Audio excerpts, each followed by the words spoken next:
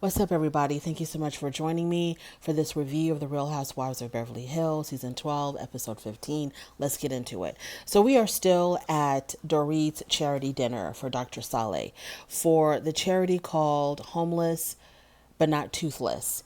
And later on in the episode, the women are kind of poking fun at the name of this charity because it's difficult to say. And also, for me, I felt like the name of the charity made it seem like, we don't care about you being homeless. We just care about you being toothless. So we'll help you with your teeth, but we don't give a damn about you living on the streets. That's what it seems like. You're homeless, and that's not going to change, but you're not going to be toothless. So anyway, so Crystal brings up her eating disorder because word had gotten back to her that at Rena's wine tasting event, the women were talking about how Crystal needs to get help for her eating disorder because they still see some very significant signs of her still struggling with it and the stuff that she posts online with her struggle with her eating disorder. So Crystal tells the women that she has been getting help ever since she was like 13, 15 years old, and she is still getting help, that she is still seeing someone. So she wanted to make that, abundantly clear. Sutton then said that she did not like being called a liability to Garcelle, and she says the person who's a real liability to the entire group is Erica Jane.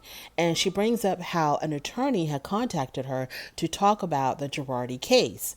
And she says if attorneys are contacting me wanting to get information about the Girardis, then the real liability in this group is Erica because we're getting sucked into her lawsuits, where she's getting sucked into Erica and Tom's lawsuits. And Erica tells her, well, the reason why they contacted you, my love, is because you were blabbing your mouth on television, acting as if you had inside knowledge on what was going on with Tom's law firm. Because last season, Sutton had said that she had heard, the rumor is that lawyers were jumping ship from the law firm because of some illegal or possibly allegedly illegal activities going on at the law firm. So of course, when you're going to say that, like, making it seem like you may have some inside information, yeah, more than likely a lawyer is going to contact you. Now, not justifying or minimizing what Tom Girardi has done and possibly Erica too, allegedly, who knows. But if you're going to inject yourself and talk about, I heard this and I heard that about the Girardi law firm, then you're kind of like brought it upon yourself to have lawyers contact you, Sutton. If you would have kept your mouth shut, maybe nobody would have been contacting you. So you're out there blabbing about what you may or may not know, what may or may not be true, and then you're surprised that lawyers are contacting you. Okay, whatever, Sutton. And as far as I can tell, now all the women were putting in their 2 cents last year about what they thought might have been going on with Tom. But I don't think that any of the other women were like, hey, rumor has it that this was going on at the law firm, like the way Sutton was. So Erica got really worked up when Sutton said that because she was like, I know who contacted you and I know why they said that. She got triggered when Sutton brought that up. So because Erica has a lot of lawsuits going on, Sutton is like, you're the real liability, not me. Now, it was great that not Erica, it was great that Sutton had pointed out the hypocrisy of Erica and, was standing up for herself. She made a really great point. If I'm going to be involved or if I'm getting sucked into your lawsuit, then you're a liability to me, which goes way beyond me being this so-called liability to Garcelle because I'm friends with Garcelle, then the women don't want to be close with her. Like, your liabilities, it can cause greater harm than whatever liability I am to Garcelle. So then Diana brings up how Garcelle is very guarded. She's the most guarded in this group. And it just came out of nowhere. It was just so random. Like, what, Diana? And Garcelle was like, wait a minute, because at the Christmas party, at your Christmas party, you had pulled me to the side and you had said that, you saw something in my eyes that I really liked you. So it seemed like Diana was trying to reach out and form a friendship with Garcelle. But now at Dorit's house, Diana talks about how guarded Garcelle is. It's like, where is that coming from? And it seems like, they were, attacking, Rena was attacking Sutton. Erica was attacking Sutton. Kyle started all of this. Kyle, the catalyst, started all of this. And now, they're dragging Garcelle into it. And so it's like when Sutton's being attacked, Diana's like, oh, we're not through. We're going to give you some of this too, Garcelle. And so she brings Garcelle into this. So Garcelle put her straight and was like, but you act like you wanted to be my friend. And then Diana said, well, you never reached out to me. And Garcelle said, well, you never reached out to me. It's a two-way street. So after that, Rinna interjects herself and she tells Garcelle, do you hear her? Do you hear her? Are you listening to her? Do you hear? And it's like, Rinna, please sit this one out. You don't have to get involved in every little petty fight that these women have amongst each other. What are you doing? Why do you want to take sides in something so trivial and insignificant as this exchange between Diana and Garcelle? Like, what do you mean? Do you hear her? Do you hear the pain in her voice? Like, what are you talking about? So Garcelle says, well, do you hear me? How come you're so quick to jump to her defense? Do you hear me? And so Garcelle says, that's the one thing about this group is that I never get any kind of support. And Kyle actually agreed with her that the women are not very supportive with Garcelle. 100% true. Especially, well, Erica, it's obvious what's going on between Erica and Garcelle, which to me is the situation between Eric and Garcelle is the most disappointing because I feel like if they could get over their issues, they could be really great friends. But Eric and Garcelle are always beefing, and I think it's all related to Sutton. And so I think the women are going to try to prove Erica right by distancing themselves from Garcelle even more to prove that, hey, we're not fooling with you because you want to always stand up for Sutton, and we don't see it for Sutton. Moving on from there. Now we're at Crystal's house. She's having a conversation with her husband in her kitchen. And she tells her husband that the group wants her to get help. And she says that it's kind of like they want her to hurry up and get better with her eating disorder so that they can feel more comfortable around her. So they want they want her to get the help so that, they feel better to be around her or whatever. And I don't see that at all. I didn't pick that up. Maybe because, I'm dense. I don't know. But I didn't pick that up that they were like, they want her to get better so that they can feel more comfortable to be around her. Excuse me. I thought that they wanted her to get better because they just wanted her to get better because they still see that she's struggling. So they just wanted her to hurry up and get help. So she feels pressured by them. She feels like they want her to move on their time and not her own. She just made a really big deal. Look, girl, your eating disorder is your business, okay? You do what you feel like is best for yourself. I don't think these women are putting that much energy into your eating disorder because that's the thing. You're out there making cryptic posts related to your eating disorder, okay? You want to talk about it. You brought it up to the ladies what you're going through. And because now they are giving their opinions about it, now you're all like offended and you're like, oh my God, they want me to move on their time frame and they want me to do this and they want me to do that and I got to do this for myself. You've always had to do this for yourself, whether you were on this show, in this friend group or not. You always would have to have done this for yourself. Nobody thinks for a second that you're going to try to get help to please a group of women who don't really like you, who you really wouldn't even be hanging out with but for this show. Okay? So her husband says, well, and this is exactly what he said. He says, maybe it's time to find someone to go talk to about this. But she had just told the group at Dorit's charity dinner that she was seeing someone. Now her husband tells her, maybe it's a good idea for you to go see someone. I'm confused. Kathy Hilton comes over, and finally the scene got interesting. So Kathy Hilton comes over, and Crystal tells her about, oh, the ladies want me to do this and that with my eating disorder. And Kathy Hilton tells her, you know what, your eating disorder is your business. You can tell those women, to go kick rocks. This is between you, yourself, and you or whatever. You do whatever's best for you, girl. Like, we're tired of talking about this. You just go handle your business. And then Kathy Hilton says, can I get a cracker? It was like completely from nowhere. Like, can I get a cracker? So they give her a cracker and cheese and whatever else, and they feed her. Moving on. Kyle. So we're at Kyle's house, which I don't understand why. I don't understand why even go to her house. Kyle doesn't want no heat from no one. She doesn't want to talk about any problems or issues that she may or may not be going through with her family. She wants to present this picture that everything about her life is absolutely perfect. But why are we at her house? Okay, so we're here. She's having dinner with her family. Her oldest daughter Farah is there with her fiance. Farah's about to get married, and so they're making, the impending wedding. There's going to be a lot of wedding preparations and whatever else. Who cares? So Kyle proceeds to tell us that when she first met Mauricio, when they first started dating, Mauricio's family were not too keen on her because she was divorced, she had a child, and she was an actress. And so they didn't think that this was, oh, and she wasn't Jewish. So they didn't think that this was a good match for Mauricio. But they stuck it through, and here they are, however many years later. And Kyle makes it a point to tell us that because of how she was treated by Mauricio's family, she doesn't want to make any of her girls' significant others feel the same way. So she's always going to have an open door, open arms, to anyone that any of her daughters is seeing. And why is Mauricio wearing a baseball cap at the dinner table? That was just very bizarre to me. Moving on, Lisa, she's out to eat with Erica.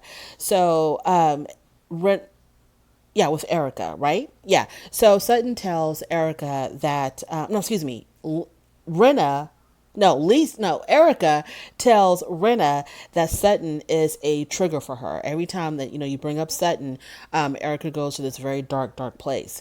And Erica says that, she thought that it was very calculating and manipulative how Sutton had brought up the attorney when the whole entire group was together, because she could have talked to this to Erica in private, but instead she waited until she had an audience and then she brought up the thing about the lawyer contacting her. So she thought there was a very calculating move on Sutton's part.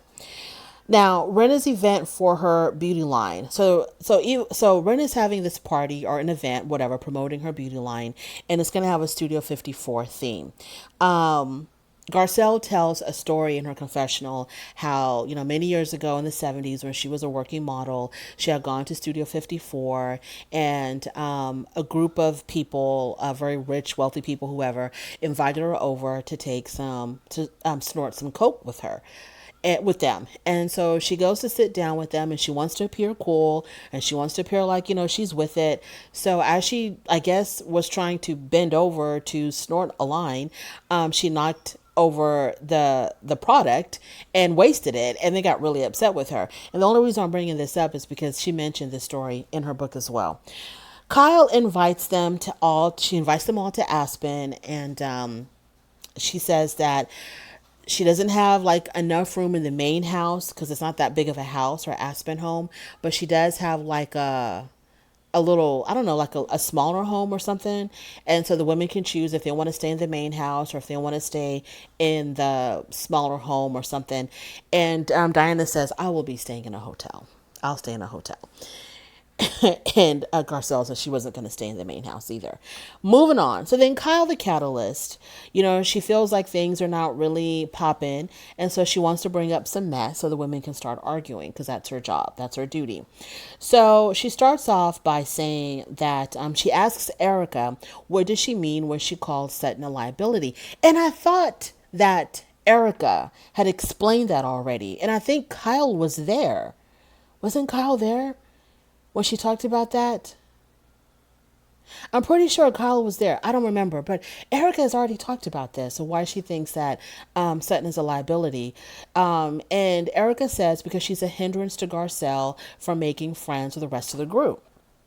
Because Sutton and Garcelle are extremely close, and so when Sutton attacks any members of the group on Garcelle's behalf, then those members of the group don't really want to form any kind of bond or friendship with Garcelle. So it's very isolating for Garcelle. So Garcelle says, well, you can't treat me good and then treat my friend bad and expect me to be okay with that. So yes, I am going to have an issue with you if you're not good to my friend. It's not her being a liability to me. The whole thing about Garcelle is that she says that Sutton is her friend, and she says that she's really true and loyal to her friends. And so if someone is messing with Sutton, you might as well be messing with Garcelle, no matter what type of relationship that you have with Garcelle, independent of Sutton. So Sutton says that So Sutton begins to try to explain herself. I don't know what the hell she was saying. She never really got to the point. So she tries to explain herself, and she's just kind of like meandering with her thoughts and her words. She's not really saying anything coherent. And then Erica says, making fun of how Sutton wasn't making any sense. Erica says, so I'm supposed to be the one with the drinking problem, right? And so then, I don't know what Garcelle said, but then Erica turned her attention to Garcelle, and she was like, yes, ma'am. Excuse me, ma'am. And so now Erica and Garcelle are going back and forth.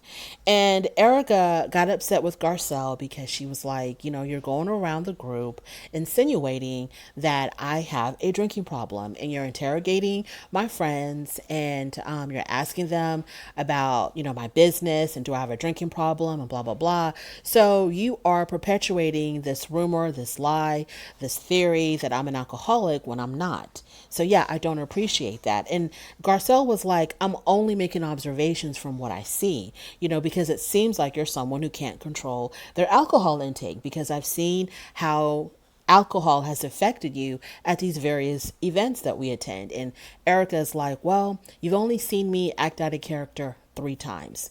And, Dorit, who's like a big defender of Erica, Dorit was like, I've never seen her act like this. In all the years that I've known her, I've never known Erica to be someone who can't control their liquor. So yeah, Dorit doesn't think that she has a drinking problem. Kyle, her whole thing was she didn't want to put a label on anyone because of what her sister had been through when her sister was on the show. But her sister clearly had a problem, I thought it was very obvious that Kim had a problem. But anyway, so Kyle wasn't really comfortable with calling Erica an alcoholic or saying that she had a drinking problem. And Rena, she wasn't going to do that either because Rena is a big supporter of Erica. So Garcelle was just like out in the cold with this one. So, but Garcelle stood her ground. She wasn't going to back down. She wasn't going to apologize and say, oh, I shouldn't have said this or that. She stood her damn ground, and she was like, I was just making an observation from what I'm seeing. It looked like, you're someone who can't control their liquor. So Garcelle says, that Garcelle was definitely like attacked by Erica. And then Sutton tells Erica, she tells Erica, you know what, we need to talk. I'm going to call you tomorrow. I'll call you tomorrow so we can talk. And Erica was like, please don't. Please don't. Sutton, look, I don't know why you constantly try to reach out to Erica. Erica does not see it for you because you are the one, you were you had the loudest voice when it came to doubting Erica, doubting, what the Girardis were up to. Erica would try to talk about how she was kind of like separate and apart from her husband's legal situation or whatever the hell was going on with Tom. Erica made it seem like I didn't know. He kept me in the dark. I didn't know what was going on. And Sutton was the one that was constantly trying to call her out by like, hey, I don't think that's 100% true. I don't see how you could not know. I don't see how you could be completely in the dark like that. So anyways, all of them were doubting Erica last season. They really were. Dorit, then they show clips. They show clips of Dorit doubting Erica, of Kyle doubting Erica. So several women were doubting her, but for whatever reason, Erica is really bringing the heat on Sutton because Sutton was the one who treated Erica like garbage, I guess, by making it seem like I don't want to be associated with you. I'm going to hire an attorney to protect me because I don't want to go down with you. And that's when Erica was kind of like, what does my situation have to do with you? And why would you think that you would be pulled into this in any kind of way? So I'm more on Erica's side when it comes to Erica and Sutton because, yeah, I think that was kind of trashy of Sutton to be like, oh my God, I cannot be seen with you. I don't want to be seen talking to you. I don't want to be seen like, I have anything to do with you because you're going through that situation over there. And I want to keep myself clean, separate and apart from all of that. So I'm going to hire me a team of attorneys to protect me. Yeah, that's what it seemed like. You were not being a friend to her. The other women were definitely doubting her, but it seems like the other women were also trying to support her at the same time. Whereas Sutton was not about any kind of support. She was just like, I'm jumping ship. I don't want nothing to do with her. I don't want to sit next to her. She just was really she acted like Erica had cooties for real. And so I'm thinking that's why Erica gives Sutton the most problems because of that, because she really was not a friend. She wasn't there to help. She wasn't there to support. It wasn't like, oh my God, girl, you're really going through something. What can we do to help you? It was nothing like that. So Yeah, I can totally understand. Now, Garcelle and Erica, I really, really wish that they would just get through this and get over this. And the women are so catty. They're so catty and they're so immature because it's like, well, if she's not friends, if my friend doesn't like you, then I'm not going to like you, even though I have no reason to not like you. Like, what is the reason for Erica? Is trying so hard to like separate, like to isolate Sutton, basically. And Garcelle is giving her so much resistance in that. And they've succeeded in isolating her because nobody in the group likes Sutton except for Garcelle. And so she's the last one standing. And Erica was really trying to work on her by telling her, hey, your girl is a liability to you. So if you know what's good for you, you'll leave her alone and come join us. But Garcelle wasn't about that. She's like, I'm a true friend. I'm a loyal friend. I'm going to stick by my girl no matter what. And that's fine. Whatever, Garcelle. But your relationship and your friendship was said to me, I think it's kind of strange. Moving on. No, that is the end of it. Thank you so much for joining me. I really do appreciate it. On your way out, please don't forget to rate the video. If you like this content, please subscribe. And I'll definitely talk to you later. Bye.